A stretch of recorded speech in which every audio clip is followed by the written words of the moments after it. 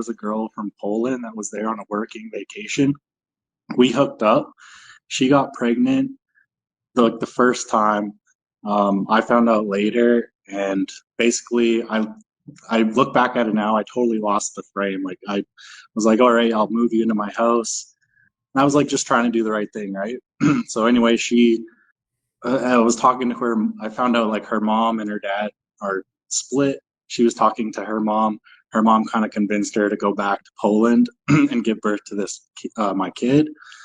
So she left with the baby.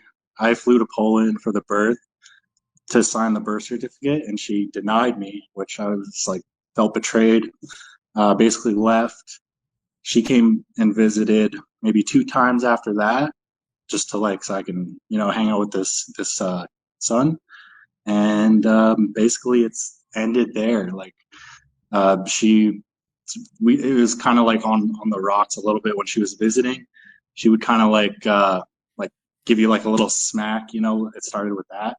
And then it kind of progressed to where she chucked like something at my head as hard as she could when she got angry with me or whatever. And I definitely felt all like the stuff you guys talk about, how it's like she's like progressively like emasculating you. She was very like masculine, not very feminine. I was never intending to like have a relationship with her, and it just happened. And yeah. How old was this girl? 24 at the time. I was like 27. I'm 30 now. Yeah, I mean, people are already talking about it in the comments, but I mean, the first thing is a paternity test. The first thing before the paternity test is being in control of the birth, which is one of the red flags we talked about in this series. I really wanted her to give birth here because in Canada, like he would become a citizen, right, automatically, which I still think is a go. But anyway, yeah. So what's the outcome of all this? Are you involved in the kid's life or? Trying to be, but like it's just she lives far away, right? Poland. I'm in Alberta. And do you know for certain that this child is yours? I don't have a 100% paternity test, but I mean, just looking at me and then looking at the kid, it's pretty like. Are you giving her money? Am I giving her money? She asked me how I want to support the child. I told her like I would love you to move to Alberta so I can be in this kid's life, raise him, like do all the stuff, hockey, dirt biking, all that stuff. But sorry, what was the question? How much are you giving her monthly? Oh, I'm not giving her any. I'm not, because I wasn't able to sign the birth certificate. Okay, so you're not giving her any kind of support? No. Okay, well, I would just call it a write-off. I mean, if she's not coming after you for money and you don't have a paternity test, it's like, whatever. It's just, she's done what she's done. Poland's way too far away to parent a kid, and she doesn't want you to be part of the kid's life anyway, so who cares? Yeah, that's kind of where I'm at with it, and I wanted to hear you guys because I look up to you guys and whatnot, so. Well, yeah, I mean, something like 20 to 30% of the time, there's paternity fraud going on, right? Yeah, it could be someone else's. It's a much higher number than guys think. And it's even higher in different cultures and different countries. I think Jamaican chicks are like off the chart. It's something like 45% of the time, it's a situation of paternity fraud, right? So it's like, you can't, just because she says, oh, I'm pregnant, you can't assume that it's yours. If you really want to like fuck your mind over, go read a book called Sperm Wars by Robin Baker, and you'll understand how duplicitous and how deceiving human reproduction really is. Well, yeah, and she was like talking about other guys while she was here. Like it was like a one night stand, right? So right. Right. Yeah, it could be someone else's. I mean, he looks identical to me, so I kind of lean towards it is, which is a sad situation. It's kind of just I just have to move on. Like I've been seeing other people just kind of trying to, do the work, man. I mean, I've been honestly like I live in Canada. I've just been considering like, do I just bail because Canada is so bad right now? I'm like, do I just go and live in Thailand or the Philippines? Well, what's your plan, man? Like, is this the question that you're asking us? Well, I mean, I just wanted to hear what you guys had to say about my story and wanted to share it. That was Well, me. Sounds like you dodged a bullet, man. Yeah, you Like, dodged a bullet. You got a chick throwing shit at your fucking head and you're trying to save the relationship. What the fuck? Like, I get Yeah. that it's your kid, man, but you're 30 years old. Like, you can go have more kids. You can go find girls that are going to be in your frame. You can go find other women. Like, do you have no proof that this kid is yours? She's already asking you for fucking money. Like, the fact that you're even entertaining this girl anymore is fucking insane. Like, you need to cut this completely out of your life and move on. Yeah, I don't know. I've already cut it off, like, actually many months ago. And yeah. Okay. Then onward and upward, man.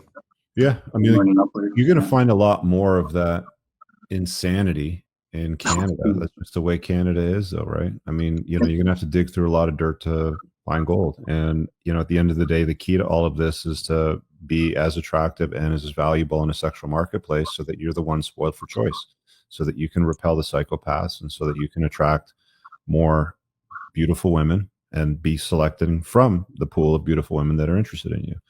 I mean, Polish women are generally pretty hot. I don't think I've met too many gross Polish women, but I'm surprised to hear that she behaved the way that she did, being Polish. It's interesting. Yeah, no, for sure. And it's kind of like one of these things where it just happens, and she's pregnant, and it's like we're both trying to make this work like a movie, like Knocked Up. And I'm like, the whole time I'm thinking in the back of my head, No, like, dude, the first thing you do if a chick gets pregnant and says, "Surprise, I'm pregnant," I'm on a paternity test. Yeah, no, for sure. Dude, even if I was married to a good chick that I vetted and is in my frame, I would still get a paternity test. I want 100% fucking assurance that is mine. That's it. It's simple. And she shouldn't protest. She has 100% assurance because she gives birth to the child, that the child is hers. Men never have that assurance. You should always get a paternity test. Dating in the West is really bad right now. Like, I've been through the ringer, man. Like, name the thing that bad can happen from dating chicks. 80% of women suck. We've seen it on ladies' night. There's a small percentage of women that don't suck that are usually in a relationship, or they're usually older and they figure out how not to suck when they get older. But Moff and I have talked about this many times. Most of the gals out there in the West aren't worthy of a long-term relationship. Aaron Cleary has a book called The Book of Numbers. I can't remember what the final number was, but it's exceptionally low. It's something like you've only got like a 3 or 4% chance of finding a chick that's worthy of a long-term relationship that you can maintain, if you even know how to deal with women. And you have to maintain it all the whole time. And it's not like the answer is just go to Asia or be a passport bro, because if you don't know what the fuck you're doing here, you're still not going to know what you're doing in Thailand or Colombia or whatever. You have to understand female nature regardless of where you're at. It's just that your value appears to be slightly higher in places like Thailand or Colombia or whatever, right? Yeah. Oh, I'm just like sick of participating in Canada right now. Like, just being in the workforce of Canada and just seeing what has become of the country. It's like, man. Why aren't you part of the community? We haven't seen you in there. Chris is making an excellent point. Yeah, I just watch it like casually. Unsubscribe. Join, man. Get involved. Consume the content that like. There's a vetting series that we have in the school community that's just over 3.5 hours long that walks you through how to vet a chick for a long-term relationship. Because if that's what you're looking for, which is what most guys are after, you need to understand all of those steps, right?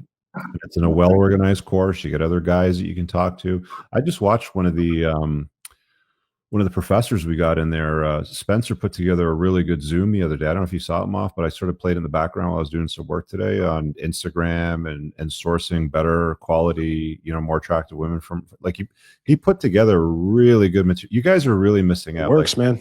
Watching the shows is a good starting place, guys. But if you're interested in having better relationships with women and getting more of what you want out of relationships with women, it's $50 a month. I mean, you'll spend that on a date with a bimbo that won't even fucking touch you, but you won't put the time into increasing your value or understanding these concepts, guys. Yeah, careful who you, nut inside of. Well, you've learned your lesson. Yeah. Thanks for popping in, man. We'll see you later. All right, guys, I really hope that you enjoyed that clip. If you want to check out the full-length podcast episode, you can find that right over here. Also, make sure you visit my website over here where you'll find my supplements, the opportunity to book me privately one-on-one for coaching, and most importantly, my new School of Unplugging, which you'll find on the courses tab. Newer to the channel, hit subscribe.